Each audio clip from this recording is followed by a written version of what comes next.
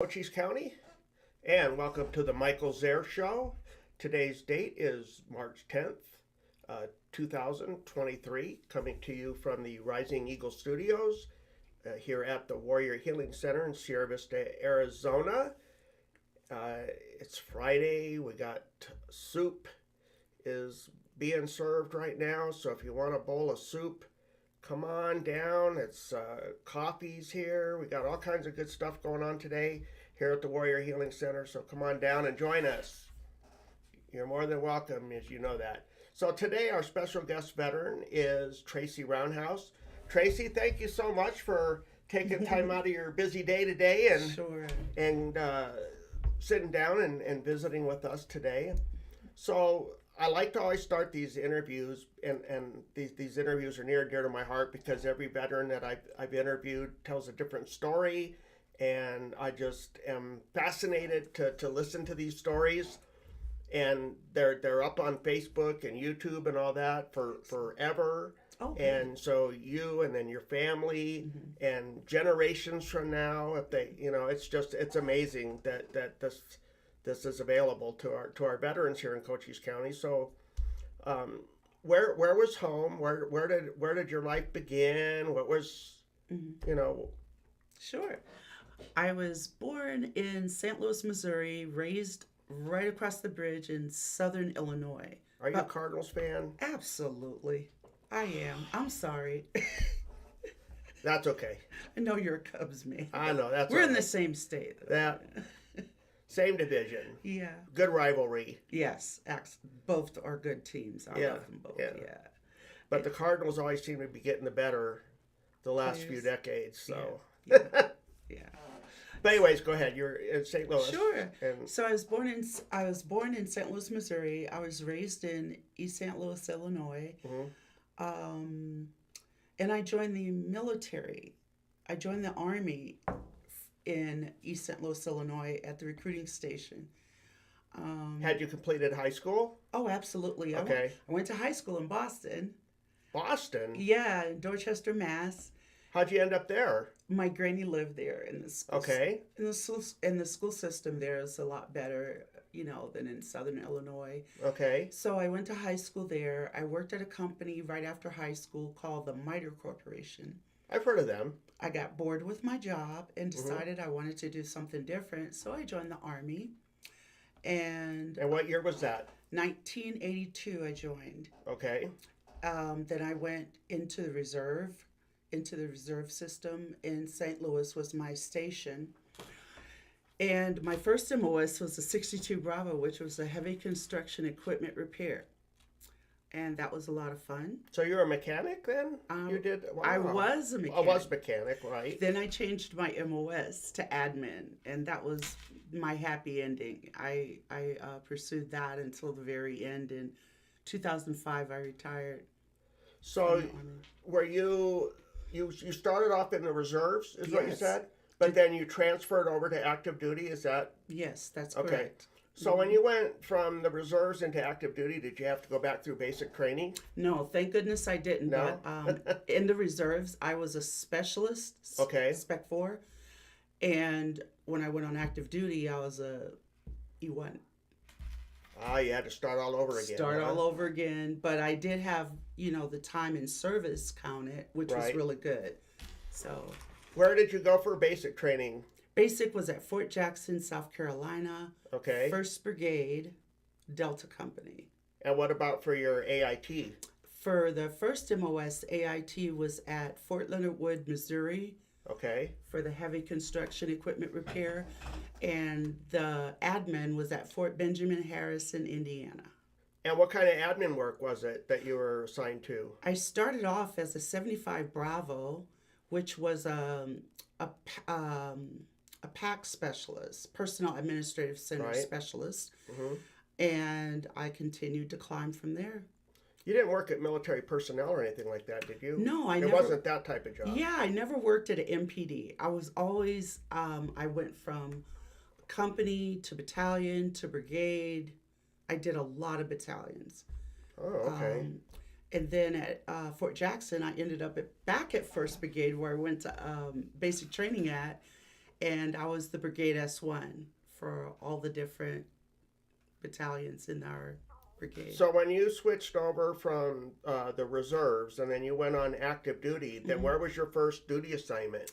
Germany. You went to Germany? I went to Mainz, Germany, and I was in a unit called 205th Aviation. Okay. And they flew Chinooks. Had you ever been to Germany before? Never. That was my very first time. And I like to say I grew up in Germany. I learned how to drive a stick. I learned, I learned how to drive a stick. I learned how to speak German. And it was just the best fun back then. It was so wonderful. And this city called Mainz that I was stationed in was also known for, they had cherries, those dark red cherries. Okay. Everywhere. Yeah.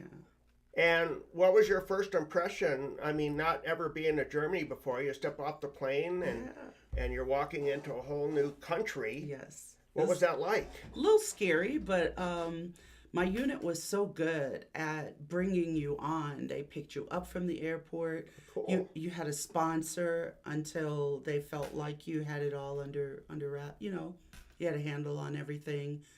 I distinctly remember this E7 who was my sponsor, who signed me up for he took me to the Ed Center, signed me up for every correspondence course known to man. Medical, admin.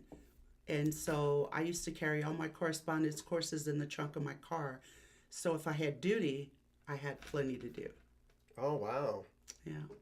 So was that for, what purpose was that for? For like education for afterwards type? It was actually for promotion points. For promotion points? Yes. Okay. The correspondence courses you wanted to max out your correspondence courses because that would be, you have your maximum points for that. Right. And then education, I was going to college and, one class at a time. And it also provided promotion points also. So you were an E1 when you got E1. to Germany, right? When I got to active duty. So you definitely wanted those points. Yes, indeed. Yes, indeed. Yes. And how long were you in Germany for? I was in Germany from 1985 February 25th to October 1988. I went from Germany to Fort Bragg. Went to Fort Bragg. Well, before we go there, I wanted to ask you one more question about why you were in Germany. What was your routine like for like your daily routine and work activity and after work type of things while you were there?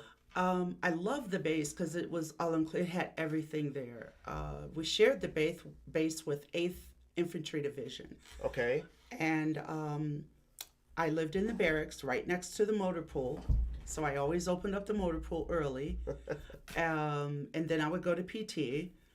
And of course, I do my work. I had an 85-pound toolbox.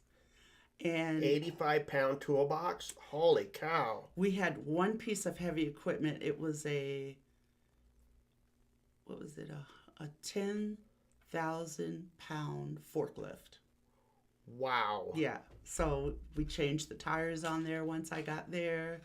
I put a few fuel systems into deuce and a halves. That was interesting. Out. Wow. Yep. Yeah, the guys, if you want to make mission, we all got to work together. You know what I love about it is that because you know how when we were growing up as kids, everything was classified like, men did this and women can only do that. And I love hearing about successful stories about how when the women enjoying the service and these jobs that they do, that I got to tell you, you'd put me to shame, that's for sure. It was tough, but it was very enjoyable. You like working with your hands a lot on the mechanic? Well, actually, I've kind of outgrown the mechanicking, but I do. I have other hobbies that are hands-on, like I'm a big-time crocheter. I love to crochet. But I really enjoyed my time in Germany. That first tour was everything. It was a wonderful introduction to Europe. Okay, and you were there for how long again? 3 years. For 3 years. Yeah. So then where did you go from there? I went from Mainz, Fenton, Germany to Fort Bragg, North Carolina. And what was your rank at that time? I left Germany at E5. What? In Yeah. 3 years you jumped? Wow. I You were was grinding. hopping. Yeah. Huh. Yeah. I really had, Wow. yeah, I really was very determined Very to, driven. yeah, to do well and Good. to, make rank and understand the Army also, thoroughly understand it, So when not you get to just Fort Bragg, what was your job there then? At Fort Bragg, I was in 362nd Combat Heavy. It was a bridge company where they bridge builders. Okay. And what brigade was I in? I fell under 18th Airborne Corps, so I was not airborne. I was a dirty, nasty leg, as they say. And so I OJT'd in the battalion S1. See, I was going to ask you about that. Why would they take somebody that has like mechanic type experience and is their MOS, and then they're like, hey, here, you're going to go and learn how to build bridges? Well, lucky for me, my first enlistment allowed me to change my MOS Okay. from 62 Bravo to 75 Bravo. Which was? It's PAC. Okay, that's Yep. right. Oh, you PAC. should say that. That's right. Working with paperwork, doing leaves, adjusting leaves, helping people get their money when they're owed or they get Yeah. a no pay due, send them to like Army Emergency Relief, helping them, get on point with their Right. money for their families need money. So that was always my job, was to do those types of actions in the S1. But how did you end up getting to building bridges, though? That's just Well, mind blowing. I mean, that's well, actually, the heavy construction equipment repair, the Right. 62 Bravo, uh-huh.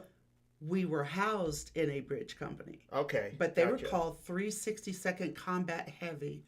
And my time at Fort Bragg was a lot of fun. I learned a lot about being an NCO, what I needed to do, calling cadence, administering PT tests, going on a lot of rucksack marches, 12 miles. Every Thursday, we start with 4, we go to 6, we go to 10, and then we go to 12. It was a monthly, you had to do a 12-mile rucksack march. Were you a platoon leader? First I was a squad leader. Squad? And then I became, fortunate for me at Fort Bragg, I made E6 in both my MOSs. Wow. So I was a platoon sergeant. I called cadence. I ran. We ran a lot. It was A lot of good experience, though, right? And it builds character and Absolutely. everything for you. And then, Absolutely. And as you're going on, and so you make E6, and you've been in what, less than 6 years, right? Let's see. Right at Right at 6 years. 6 years, I made E6. Yeah. That's wow. That's great. And then when I made E6, Uh-huh. in my new MOS and my old one, of course, they rescinded the old MOS orders for E6.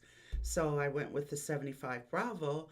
And as soon as I made E6, I was on orders to go back to Germany, which was fine with me. Were you thinking kind of in the background, wow, I've got 6 years in the Army already, I'm going to make this a career? Or had you not really made that determination yet? Hadn't made that determination just yet. Okay. So I went back to Germany. I did 3 more years. Let's see. Where at in Germany? This time I was at Wiesbaden Air Base in 3rd Corps Support Command, 3rd COSCOM. And I was still working in the S1. And we went to the field a lot. We went to Grafenwehr, Hohensfeld. It was cold in Germany. Right. You learn how to operate the potbelly stove and such. And I had soldiers to look after, which was really awesome. That's always been the best part for me. What was it like living on the economy there in Germany? Like the exchange rate and knowing how to do all that stuff. Was that tricky? Or it was very tricky. Yeah. Simply because finance would pay your cost of living allowance behind the need. So in the month of June, you would get your COLA for May. Okay. So you're always behind One the month curveball behind, financially. Right. They had leased housing, which I was lucky enough to get leased housing on my second tour. So I did the 3 years. I was there from 89 to 92.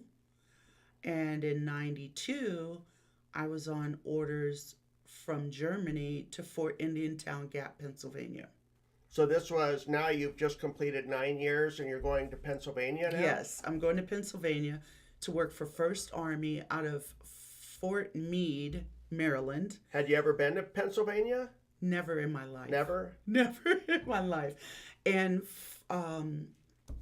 Fort Indiantown Gap is the National Guard of Pennsylvania headquarters. Interesting. I didn't know that. Yeah. Okay. And what we did is we went around, we had units there that we would visit, and we would oversee how they maintain their 201 files, if the DD-93 SGLI insurances were correct. Yeah. Because that is a vital situation. Especially if you were in a 93, right? Wasn't that around the time the Gulf War was going? Yes. Yeah, yes. so that was really...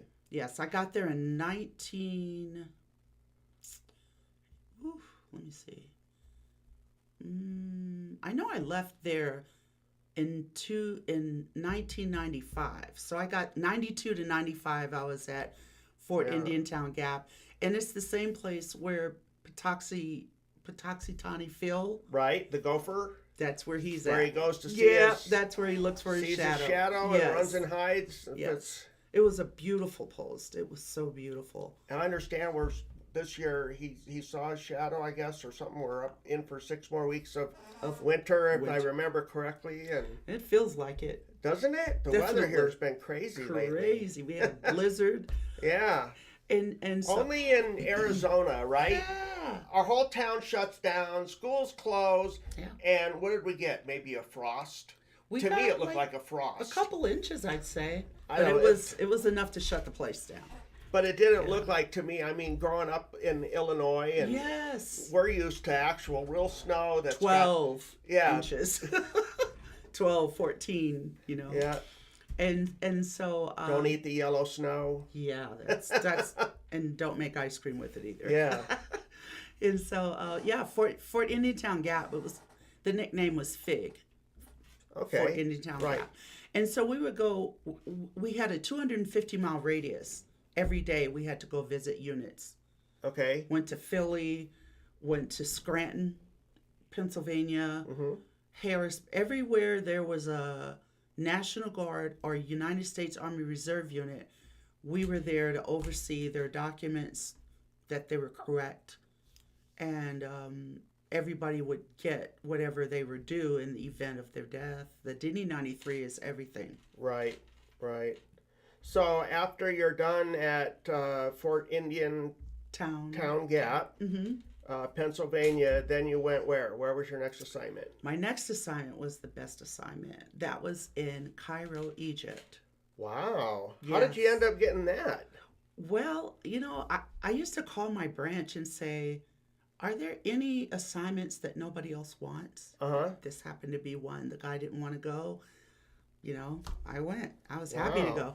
So I was there, and I was attached to an M1A1 tank unit who was assisting the Egyptian army on how to use and maintain the M1A1 tank. Okay. So our entire unit was 11 people, including myself. Wow, that's a huge unit, right? Huge. And all of our family, my child was already, she was in high school, so she wasn't interested in going to Egypt. So I did all the paperwork for all of our, soldiers and their families, passports. I would have to take them to medical if there was, if they were sick or the baby's sick. Right. I picked up mail from my entire unit and would sort the mail in the mailroom upstairs in the building that we lived in. And we lived in a building next to our job. And the town was Maadi. It's Maadi, and you kind of drag the A. It's where every consulate their families lived in this town. So it was Okay. an all foreigner town. Okay. Yeah, it was really interesting. Yes, I went to the pyramids. I was going to ask you, what was your impression of Egypt when you I got there? loved it. It was a dirty, air quality was terrible. And you loved it. I loved it. The Yeah. food was marvelous. I love Mediterranean diet. The people were very, very nice. We worked with Egyptian nationals. They were our drivers. Right. Hmm. Was there any kind of a language barrier? Not at all. No? They That's made good. sure that you learned. They made sure that you learned Arabic. So I spoke street Arabic very well. Really? Oh, absolutely. You just And picked it up, or? I picked it up. Oh, wow. Yeah. That's Every pretty day. cool. Every day they get our breakfast for us and bring it, and we would sit and talk. We talked about their families, everything there, and Make that like little connection, make a good Yes. friendship there. Oh, and- yes. Yeah. yes, we're all still really close. Those 11 people, we still stay in touch, and That's cool. that was from 1992 to 1995. So that was a long time. So you were there for 3 years in Egypt? I extended to stay six stay more there. months. And you were married at the time, you No, said? I was single actually. Oh, Yeah, but you said you had a daughter? I have a daughter. That- Okay. So was she able to go with you to Egypt? Well, she was and in. go to school, or how did that all play? She didn't want to go to school in Egypt. She had No? her school chosen from, Pennsylvania. Okay. But she went to middle school and high school in Pennsylvania. So she didn't want to change schools. But every Christmas, you're allowed to bring your child over who's in high school, and then the Army would pay for the flight and Wow. everything. So she came to visit for like Right. Christmas break, which was like about 2 weeks or so. She really enjoyed Did she it. like it there? Oh, She yeah. had a good time? She didn't want to stay though, but What's she her loved name? it. Her name is Maya. Say hi. Hi, Maya. Hi, Maya. Hopefully you're watching it. Well, later, because Yeah. it's saved, and then they can. Yeah. Her we- birthday's coming up on St. Patrick's Day. Happy birthday, Maya. Woohoo. Should we sing her happy birthday? No. No? She doesn't like She's that, too huh? old for that. You're never too old to have happy birthday That's the song, truth. I don't think. But. Yeah. She gets embarrassed easily by her Does mom. she? Yeah. Well, let's talk more about her so we can embarrass her then, No, right? that's okay. Isn't that what our job is, the parents, is to embarrass No. our kids? Well, we It's have not? we have to respect their boundaries. Yeah, I That's know, the but- new thing now. You It gotta is? respect Okay. their boundaries. Yeah. So. Well, I guess my kids, because they're always like, Dad, stop. See? Yeah, See? yeah, I get it. So yeah, Egypt was a great duty station. Mm-hmm. Working for the American Embassy was so much fun. And every day I would go and pick up distribution and mail from the American Embassy, which is Right. where the central mail room was. So yeah, I used to tote those bags and everybody ordered from JCPenney, Sears. We didn't have that quality of clothing just on the economy. So what we did is, everybody catalog ordered. Right? That was the thing to do. Yeah, That is so cool. yeah. And how long, so for example, if you're in Egypt and you order something off the catalog, how long would it take for it to get there from the States about? 6 weeks. That's not too bad. Yeah. Not like Amazon does Not like now. 3-day shipping. Bam. We did not have that luxury. Yeah. So Would've been nice. Yeah. We went to a lot of balls. There was the Marine Corps ball at the embassy. So a lot of the ladies wanted, really nice formal style dresses. Your choice was either have one made, which I did that one year and it worked out really great. I had an Egyptian tailor who was a man Oh. and he sewed like he was very good. See, now you brought that up. Now I got to ask this. Mm-hmm. Were there a lot of women? I understand only 11, but were there a lot of women like that you interacted with or served with, like without the different embassies and stuff like that? Oh, yeah. We had So- loads of friends. Did you get- We had friends who were expats, which I don't know what that means, but they worked for Exxon Mobil. We had friends from Great Britain. We had friends that were Danish. I mean, Wow, that's a really big culture, right, to draw from and learn all these is. different cultures and stuff. yeah, and we spent amazing. we spent so much time together. So we had this natural bond, you know. Yeah. It was a lot of fun, Mike. So I where did you enjoyed go from there then? I mean, Sure. that's got to be wherever you went next has to be a letdown compared to It where you were at was. in Egypt. It definitely was. Don't So tell me Fort Huachuca. actually, it was Fort Huachuca. Really? I went from Egypt to Fort Huachuca, Okay. and when I arrived, we had an El Nino in effect, and I immediately caught pneumonia Mm. because the air quality here is a lot better than it was, and my body probably went into shock for clean air. And what I ended up doing was I was admitted into the hospital, and I met my first sergeant came to the hospital to welcome me to the unit. Oh, wow. And I was stationed at ISAC. It was information. Systems. Wait, ISAC. It was information systems, engineering, something. Command? Command. Command? And our major command was in New Jersey. Yep. So I worked at ISAC. I really enjoyed ISAC. It was a great unit. Again, I was the S1. And what year was this? This was 98. In 98? I got here in January, and I'm 87 here at Fort Huachuca, and I was immediately on orders for instructor duty back at Fort Jackson. Because my memory isn't the greatest, but I know that when the military used to have the base realignment, like the BRAC The things, BRAC, yeah. and Fort Huachuca used to get on the list, and so then when because at the time the Intel school wasn't the MACOM here, it was somebody else, but then when Fort Devens moved out here, then they became the MACOM. It became an Intel school. I forget what year that was. I'll have to do some research. I think that was after I left. Right? Yeah, because I think 111th MI was kind of the big, thing going on here. We had a lot of changes here. We used to have a lot of signal units. Yeah, yep, sure did. I was in Medac, and our actual hospital, when I was in, was an actual hospital. Then they shut that down, and it became a clinic. I remember the clinic, yeah. I probably saw you before. Yep. Just didn't know it. Yep. Yep. So you're here, what year, again, you say you got here? I arrived at Fort Huachuca in January of 1998. Okay. And I got promoted September 1st, 1998. And to what rank? E7. E7, okay. Starting first class.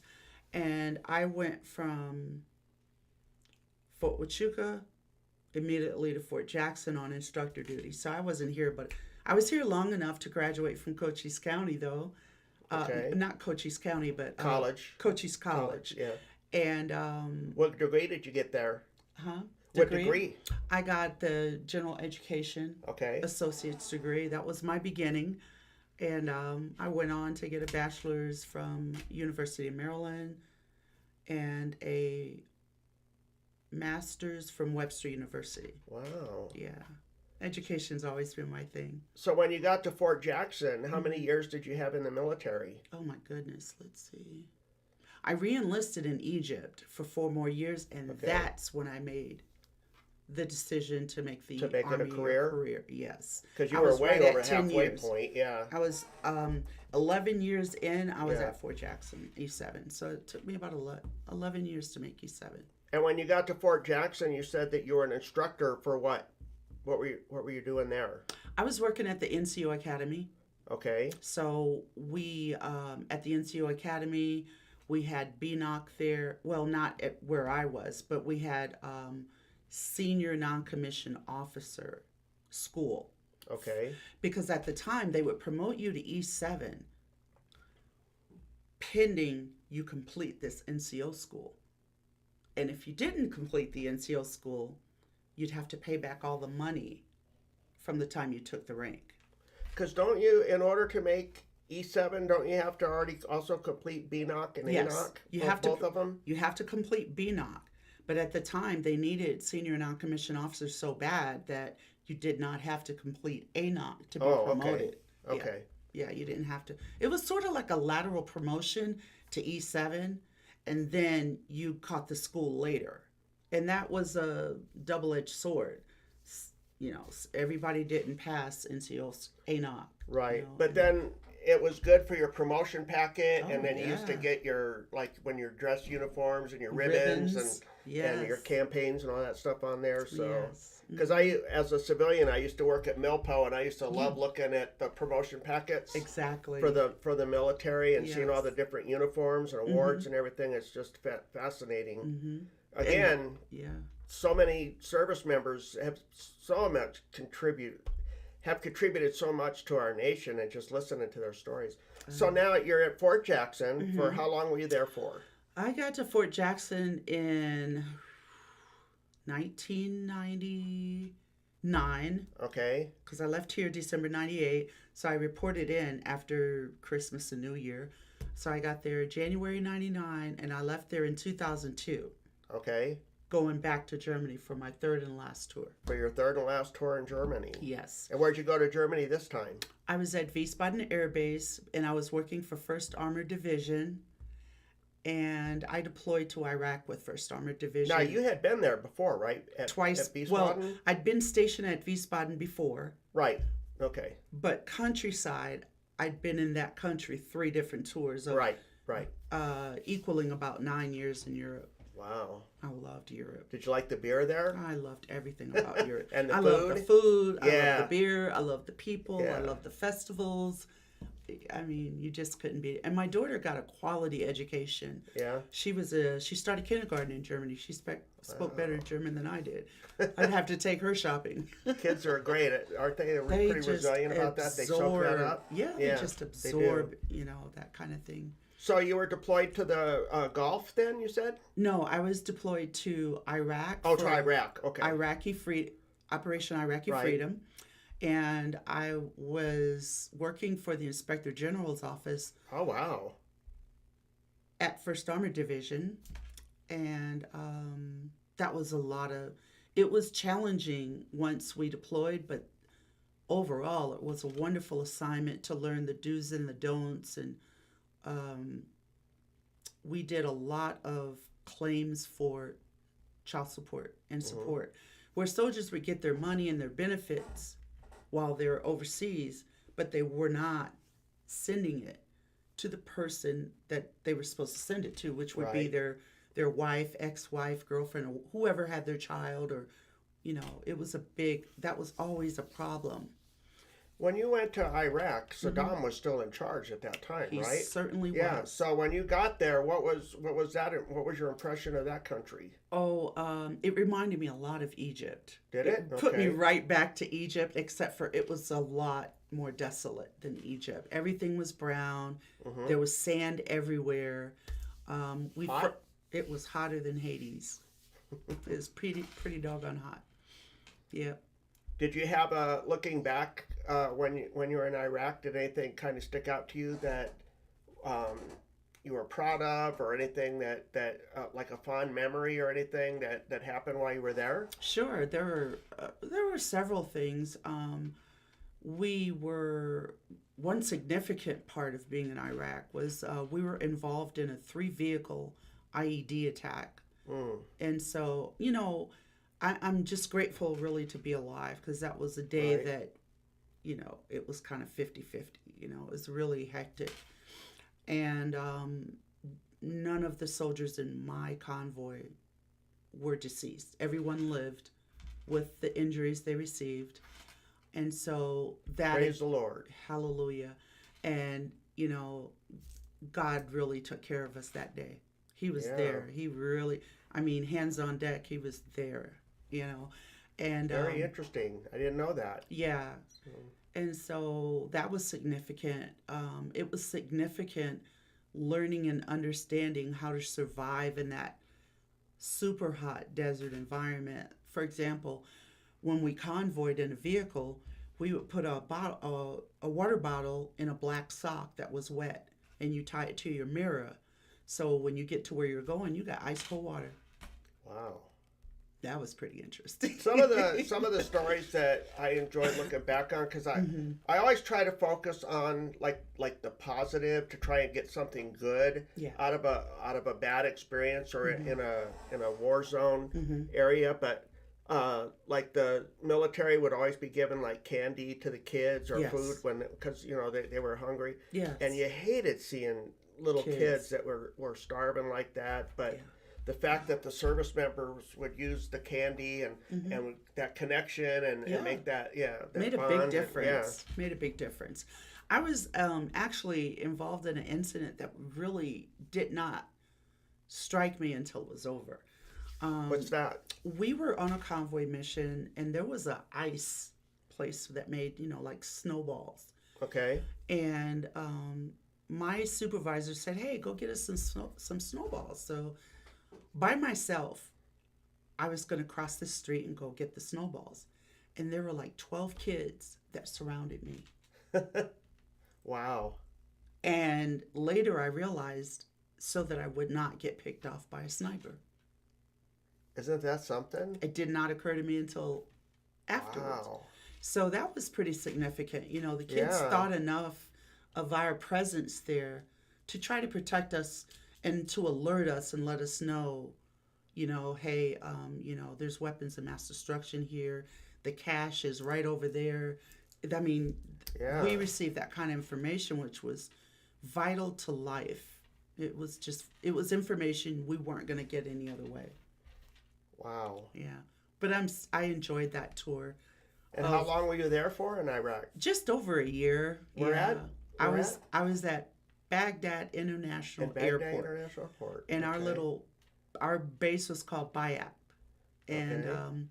the IG office was right above the finance office and right next to division reenlistment. So, we had people sending notes because they couldn't make it to Bayap, but they had a problem. They would send us notes, and we got in our vehicle and went out to visit units every single day, before the IED and after. Got to jump right back in the saddle and make it Was happen. it easy for you to communicate back home from Iraq when you were there? Yeah, our office had a satellite phone, Did which they? was Okay. really, really helpful. But I didn't really want to talk a lot to my family. No? I was too focused on what I was in. Right. You I want to didn't need any- survive and your friend, your Yeah. comrades and I yeah. didn't need a lot of distraction. So I talked to my family, but not very often. Yeah. Hey Laird, how you doing, buddy?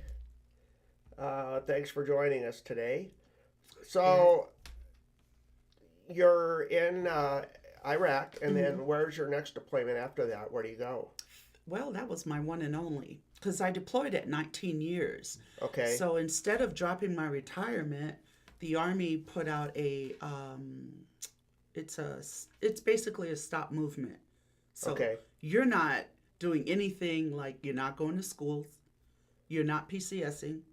Everything was in support of our Operation Iraqi Freedom.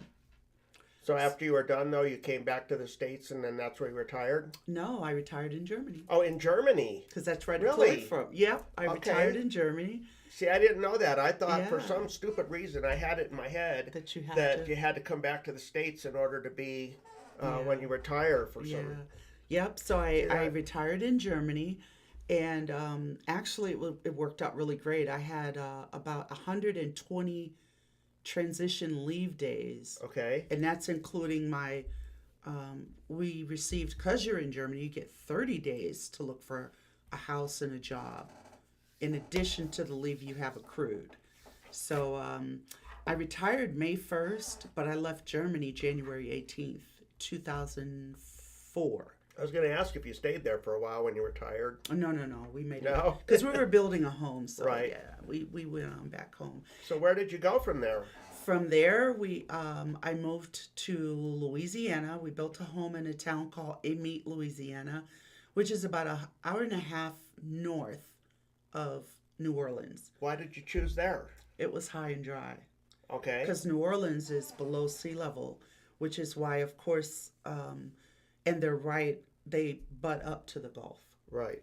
So my husband at the time did not want us living in that low-lying area. So we moved to Amite, and all of our relatives from New Orleans would come to us. And what year was that? I was there for Katrina.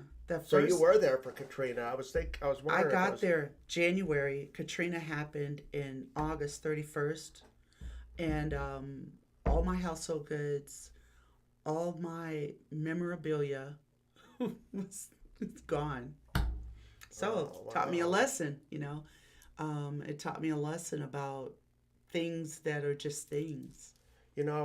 That's the valuable lesson, is that it's just stuff. I mean, they're precious memories. Yes. And it's great and stuff to have, but you know what? You can't replace them. You can't, or you can replace them. You can't replace a human person's life, true. and that's why it's so much more valuable to put it on. Yeah, I totally get you on that. So it taught me a valuable lesson about, things that are just material things. It was, I'm glad that the house survived. Yeah. It survived it was Katrina, then it was Wilma. I mean, there were several storms in that year. So I stayed in Louisiana for about 10 years and kind of just, floated around. And I worked in Virginia at Fort Belvoir, which I really enjoyed. When they opened up the Warrior, they made a brand new Warrior Center there for soldiers who were injured downrange, where they could come back, get the treatment that they need. They built a brand new hospital. Their families could live with them. Wow. They had apartments. And my job was a retirement service officer. So I did a lot of medical retirements, full service retirement of 20 years. Wow. That was my job then. I enjoyed that immensely. I really did. But then it was time to decide where I went to live. I couldn't afford to live in Virginia. So I moved back to Sierra Vista, Arizona. Why did you choose Cochise County? Why were we looking up to... What was it about our area that you chose? What I really enjoyed about the time that I was here is that as a town, it was fairly safe. There's not a lot of ruckus in Sierra Vista. I thank the Border Patrol for that, going towards Benson. And I knew my way around. Cost of living was great at the time. My house was like a little nothing, And it was a good place to, lick your wounds after a divorce and so what year did you move here? I moved here 2014. 2014? Okay. And I got my house Labor Day. Wow. Yeah. And I'm not leaving. See, and I can feel what it's like to lose everything, because in the Monument wildfire in 2011, we lost everything. Oh. So that's why I'm saying it's just stuff. Yeah. And it's like God is saying to you, hey, learn this lesson. That's crap. Yeah, right? You need to learn Here's this a lesson. do-over. Yes. One do-over. Mm-hmm. Get it right. Second chance. So, yeah. So I feel you, and I'm sorry that you had to experience that, and knowing what it's like. It's not a good feeling, because the first thing you do is you just kind of go in disbelief and shock. It's like, wow, did this just really happen? And it was unbelievable. They moved the goods that were flooded from the flooded warehouse to Mobile, Alabama. So I went to Mobile, Alabama to claim my goods. And the only thing that survived was the crystal. My bed, when they opened the crate, it had mold. Oh my gosh. 5 feet high on the headboard and footboard, which, they just dumpsterized it. But something told me to video it because finance wanted to charge me for being overweight. Oh, wow. Yeah. So I videotaped it, sent it to finance. They wiped away the debt and they felt bad, but they just could not understand what a Katrina was like. Right. They had not experienced that. So the video footage was... Insurance companies are horrible to deal with, too. Well, thank God for USAA. Is that who you had? No questions asked. Really? Wow, that's good to know. And money in hand. I mean, they really took care of us. Wow. Yeah. And unfortunately, because it was in storage, I only had renter's insurance. Which, has about a maybe $45,000 cap on all your goods. Yeah. Wow. But God is good. He takes care of Yep. us and teaches us the lessons we need to learn. So when you come here to Cochise County, what's the first thing after you get settled in and stuff like that? What do you do? Do you have a job? Did you get a job working here? No. Did you just enjoy the retirement life? I enjoyed retirement life. Good. My brother lives in Vegas, so I would travel back and forth. Ooh. Oh yeah, my brother lives there, and my husband now, he's a wonderful guy. We love to RV. That's what we do. That's your RVing now. When did you get married? We got married 9/19/2019. 9/9. Oh, so you're newlyweds. Fairly. We're newlyweds, yeah. Wow. And he hails from Oakland, California. And Oaktown, huh? Oaktown, yeah. Yeah. He's a really good guy. We have a lot of fun. What's his name? His name is Glenn. Glenn. Hi, Yeah. Glenn. Hey, Glenn. Give him a shout out. Yeah, he's a great guy. It's been so much fun living here again, knowing how to get around. And I discovered the Warrior Healing Center in this iteration of my life. And I love coming here for the And what year events. was that you discovered it? Oh my goodness, I got here 2014, Right. and let's see, I'd say about 2019 would be a good. Okay. And I've, been in and out a part of that ever since. I volunteer at the DAV. I love to give back to our veterans who do not fully understand how to navigate the VA system. It's very arduous. I got to tell you, as a service officer, the forms are so daggone complicated. Yes, indeed. And they're always changing. And thankfully, with the PACT Act, it just opened up a door for all of our veterans, especially Gulf War veterans. Yeah, that's what they call Iraqi veterans, is Gulf War veterans. Yeah. And it's just, but these forms, I mean, oh. Can you imagine not having any idea of what you're doing and you're trying to get your disabilities, validated? It's very difficult. That's why I think the DAV, the American Legion, VFW, the VFW, they have these service officers that do this stuff for free and help you navigate those waters. They're all volunteers, and they take their job seriously, and they work very hard, and nothing is a better feeling than a veteran to come back a few months later and say, I got my disability granted, and just that relief, that they're so grateful. And yes. That's So that's where I'm at right now. I'm enjoying life as a retiree. Well, you did mention that you had an RV. What kind of RV do you have? Oh, we have a Thor. It's a what do you call it? It's the whole bus-like thing. Like a Class A, Class C? Class A. Class A? Yeah, Class A. How long is it, you know? I think About? it's about 30 feet. About 30 feet? Yeah. Do you tow a vehicle behind it too, or no? No? No. So where do you usually go on it when you get in it and go places? We went from Arizona to Peoria, Illinois. That was our longest trip. That's where I was born, Peoria. You're kidding? My aunt lives there. Wow. Yeah, my aunt lives there. So we did a trip last year. It was a lot of fun. Yeah. Yeah. We went to the Grand Canyon for Thanksgiving. It was 17 degrees at night. It was freezing. So we watched a lot of movies, like the whole Sopranos set again, Right. And we cook on our little gas grill, and we ordered Omaha steaks for Thanksgiving. That's cool. And did you do a lot of crocheting while you were up there? A lot. I crochet everywhere I go.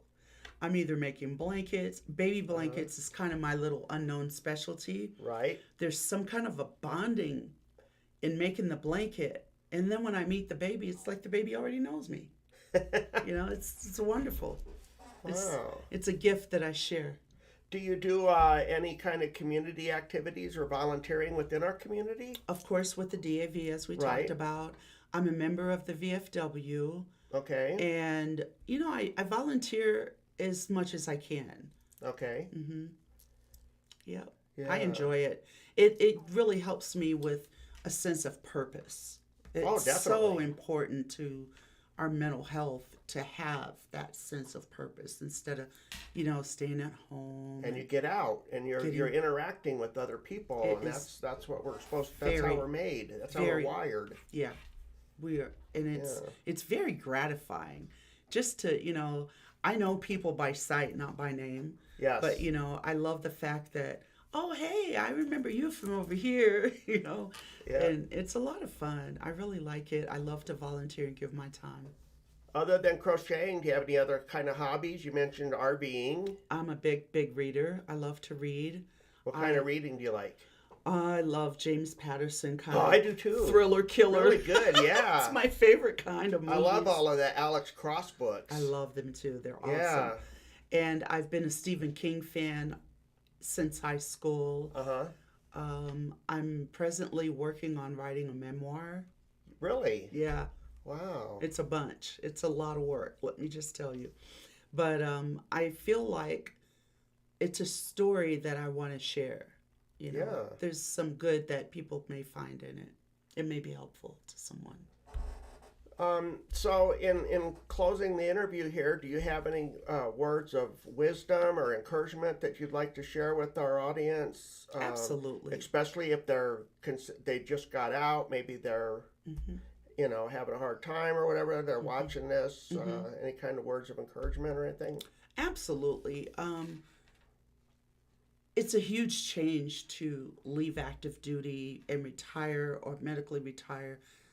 Find the organizations who are willing to support you. As we mentioned, the VFW, there's just so many. They are really there to help you, and that is a fact. They're there to help you. They have the knowledge base to help you. And don't be afraid or ashamed to ask for help. No. That's very important. And one of the things that I connected with on with the Warrior Healing Center was that you have a need, yes, but you don't know where to go to get the resources that you need for that need. And what's really great about the Warrior Healing Center, they come in here and they say, okay, this is my need. And then Beth or one of the other case managers will take a look at that, and they know who to plug that veteran in for that resource. Call. So yes, who to call. Yeah. If things get rough, pick that phone up and dial that 800 number. Just please do that before you do anything else. If you're thinking of doing anything else, stay lifted. Don't let anybody steal your joy. Stay lifted, whether it be religiously.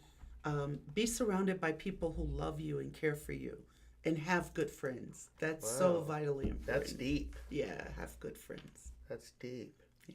Well, Tracy, thank you so much for sitting down this morning and sharing your story with us. And thank you so much for your service. God bless you for everything. Thank you. I've got a few events here to read real quick if you can hang out. I got to grab my reading glasses here.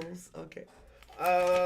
Today, it just started about an hour and a half ago. We have the Hot Soup Fridays. Today's soup, I don't know what it is. I believe I heard chili. So I believe there's chili here today.